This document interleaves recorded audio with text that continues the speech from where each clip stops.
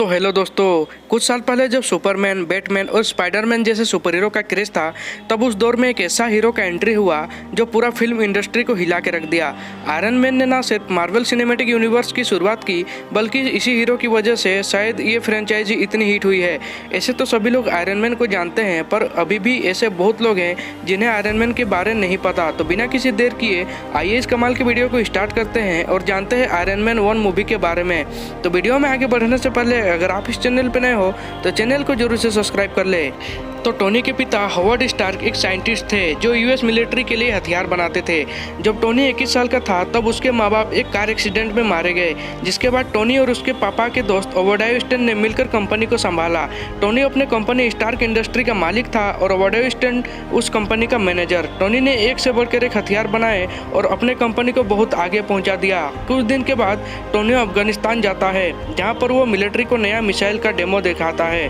वहाँ से लौटते वक्त उन पर आतंकवादी हमला हो जाता है, जहां बम के फटने से टोनी के सीने में बम के कुछ टुकड़े घुस जाते हैं। जब उसको होश आता है, वो एक अजीब सी गुफा में खुद को पाता है। उस गुफा में टोनी के साथ जिनसिन नाम का एक आदमी था। वो टोनी को बताता है कि उसके सीने से बम के टुकड़े निकाल दिए हैं, पर अभी भी कुछ टुकड़े नहीं निकाल पाए हैं क्योंकि वो दिल के काफ़ी नज़दीक थे।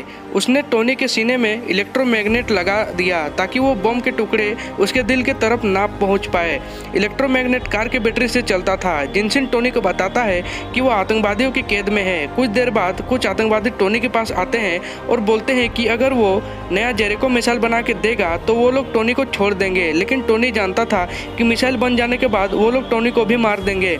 टोनी मिसाइल बनाने के बहाने वहाँ से निकलने का जुगाड़ करने लग गया। उन आतंकवादियों के पास स्टार्क इंडस्ट्री के सारे हथियार थे जो टोनी को बिना बताए बेचे गए थे। टोनी ने उन हथियारों की मदद से एक आर्क रिएक्टर बनाया। आर्क रिएक्टर का आविष्कार टोनी के पिता ने किया था, पर उस आर्क रिएक्टर काफ़ी बड़ा था जिससे वो फैक्ट्रियों को पावर सप्लाई करता था, लेकिन टोनी ने उसको काफ़ी छोटा बनाया ताकि उसको वो अपने चेस्ट पर लगा सके और कार की बैटरी से छुटकारा पा सके।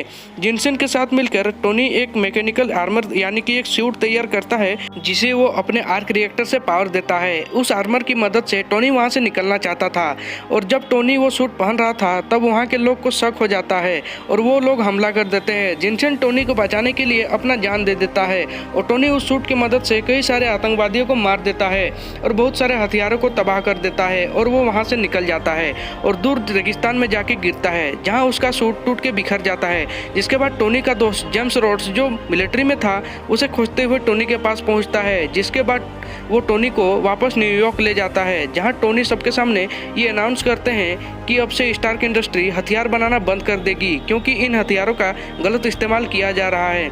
टोनी के इस फैसले से ओबाडिया स्टैन और कंपनी के सारे लोग टोनी पर बहुत गुस्सा हो गए, लेकिन टोनी अपने फैसले पर अटल रहता है और वो वेपन मैन्युफैक्चरिंग के बजाय आर्क रिएक्टर टेक्नोलॉजी पर ध्यान देता है। टोनी फिलहाल अपने छोटे से आर्क रिएक्टर को सबसे छुपा के रखता है क्योंकि उसका गलत इस्तेमाल ना हो सके।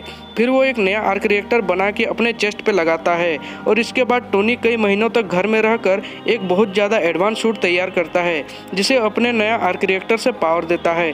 ये सूट टोनी ने अपने सुरक्षा और लोगों के मुसीबतों से बचाने के लिए बनाया था। कुछ दिन बाद टोनी एक इवेंट पे जाता है जहां उसे एक रिपोर्टर बताती है कि अभी भी उसके हथियार आतंकवादियों को सप्लाई किया जा रहा है, जिससे वे लोग गांव के लोगों को सता रहे हैं। फिर टोनी अपना नया आर्मर पहनकर अफगानिस्तान के उस गांव में जाता है जहां वो आतंकवादियों को मार देता है और उन हथियारों को तबाह कर देता है और गाँव के लोगों को बचा लेता है। दूसरी तरफ ओबाडिया स्टैन टोनी के किडनैपरों से मिलता है। असल में ओबाडिया स्टैन ने ही उन आतंकवादियों को टोनी को मारने का सुपारी दिया था, मगर उन आतंकवादियों ने उसे धोखा दे दिया, इसीलिए वो उन सभी आतंकवादियों को मार देता है और वो टोनी का पुराना सूट जो गुफा में बनाया था उसका डिजाइन ले लेता है। टोनी अपने असिस्टेंट पेपर को मेन कंप्यूटर चेक करने भेजता है ताकि उसे गैर कानूनी तरीकों से बेचे गए हथियारों का पता चल सके।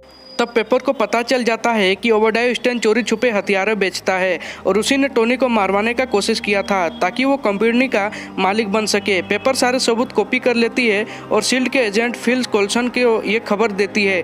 दूसरी तरफ ओबाडिया स्टैन टोनी के पुराने आर्मर के डिजाइन से नया आर्मर बना लेता है, लेकिन वो सूट को पावर देने के लिए आर्क रिएक्टर नहीं बना पाता है, इसीलिए वो टोनी के घर जाकर टोनी को पैरालाइज करके उसका आर्क रिएक्टर छीन लेता है और वो सूट पे लगाकर चालू कर देता है। टोनी किसी तरह अपने पुराने आर्क रिएक्टर अपने सीने पे लगा लेता है और वो पुराना आर्क रिएक्टर का उतना पावर नहीं था कि वो नया सूट को पावर दे सके। फिर भी वो ओबेडायो स्टेन को रोकने निकल जाता है। इधर पेपर शील्ड के एजेंट के साथ उसको गिरफ्तार करने जाती है, पर ओबेडायो स्टेन सूट पहनकर उन पर ही हमला कर देता है।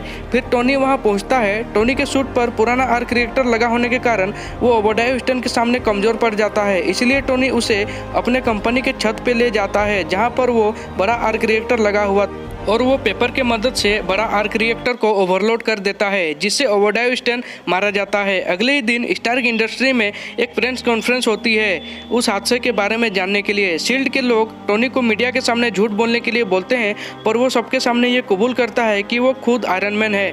मूवी के खत्म होने के बाद जो पोस्ट क्रेडिट सीन आता है जिसमें शील्ड के डायरेक्टर निक फ्यूरी टोनी के पास आकर बोलते हैं कि वो एकलौता सुपर हीरो नहीं है, वैसे दुनिया में और भी कुछ लोग हैं, और टोनी को एक एवेंजर्स टीम बनाने का बात करता है। तो यही थी आयरन मैन 1 की पूरी कहानी। वीडियो को एंड तक देखने के लिए दिल से शुक्रिया। अगर ये वीडियो आपको थोड़ा भी अच्छा लगा हो तो वीडियो को जरूर से लाइक करें और चैनल को जरूर से सब्सक्राइब कर ले। मिलते हैं जल्दी ही नेक्स्ट वीडियो में, तब तक के लिए बाय।